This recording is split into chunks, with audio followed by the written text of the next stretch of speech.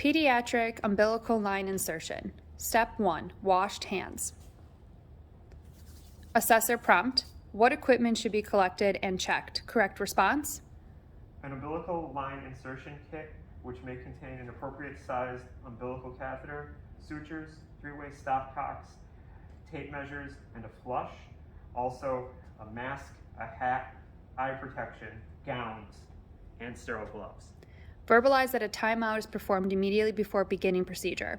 We are performing a timeout. Measure tip of shoulder to umbilical cord stump to determine depth of insertion.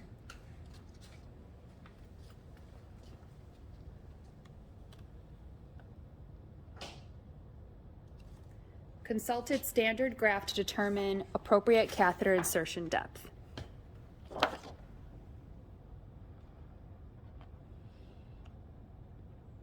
Step 2, opened umbilical line kit in a sterile fashion.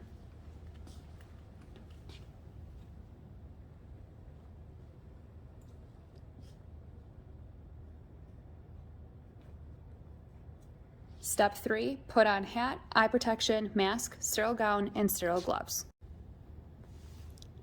Step 4, attach three-way stopcock to hub of catheter and flushed with flush solution. Ensure that no bubbles remained.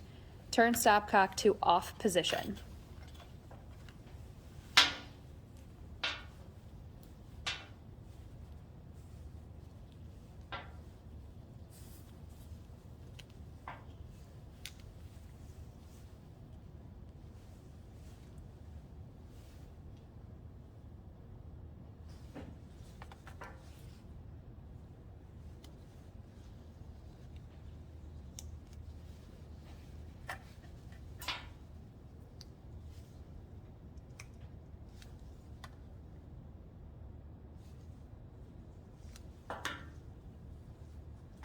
Instructed gloved assistant to grasp cord with forceps and gently pull umbilical cord vertically out of sterile field. Step 5, cleansed umbilical cord and surrounding skin with betadine/antiseptic skin cleanser 3 times. Cleansed cord, then abdominal sponging outwards in concentric circles.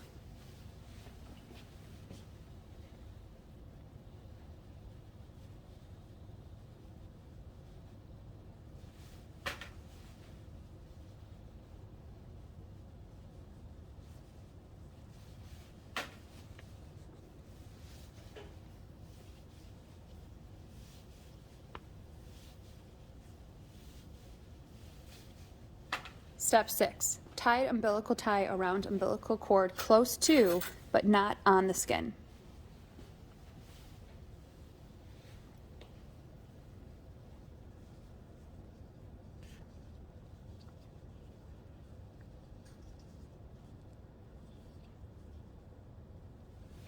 Step 7, using scalpel, cut umbilical cord horizontally, approximately 1 to 1.5 centimeters from skin.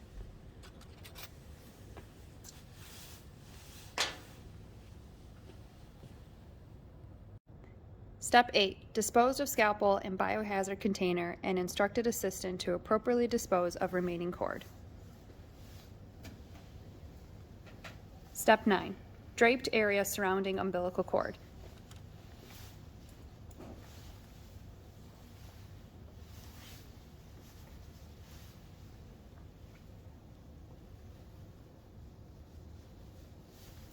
Identified umbilical cord vessels. Assessor prompt, how do you identify the umbilical arteries and veins? Correct response? The two arteries are smaller than the vein and are thick-walled. The vein is thin-walled and often closer to the periphery.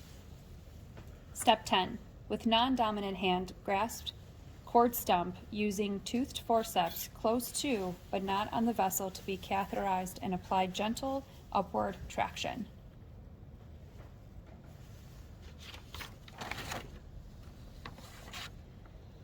Step 11.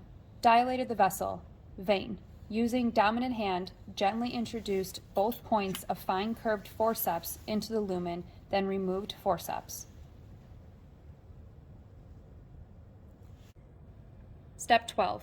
Applying traction to cord while holding with toothed forceps, grasped fluid-filled catheter, approximately 1 centimeter from tip between thumb and forefinger or with fine curved forceps. Inserted catheter into vessel lumen. Step 13, advanced catheter to desired depth and aspirated to confirm intraluminal position. Assessor prompt, what would you do if there was no blood return? Correct response?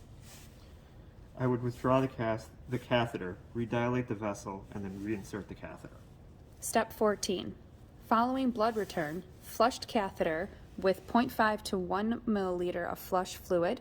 Check that no bubbles present in flush solution and return stopcock to closed position. Step 15, verbalized that to secure catheter, a suture should be placed in Wharton's jelly close to the vessel and the ends of the suture tied around catheter. Removed umbilical tie and wiped betadine/antiseptic cleanser off skin.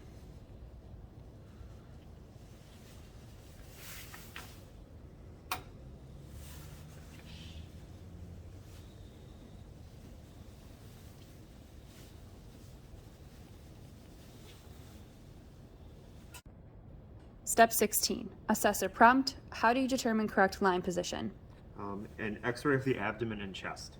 Assessor prompt, what are the acceptable catheter positions? If this is venous, the tip should be above the diaphragm, below the right atrium, approximately in between T7 and T9, or if this was an emergent insertion, I would have inserted it about 5 centimeters until we had blood return. Step 17, to remove catheter, carefully cut suture and gradually withdrew catheter. Ensured that catheter was removed in its entirety.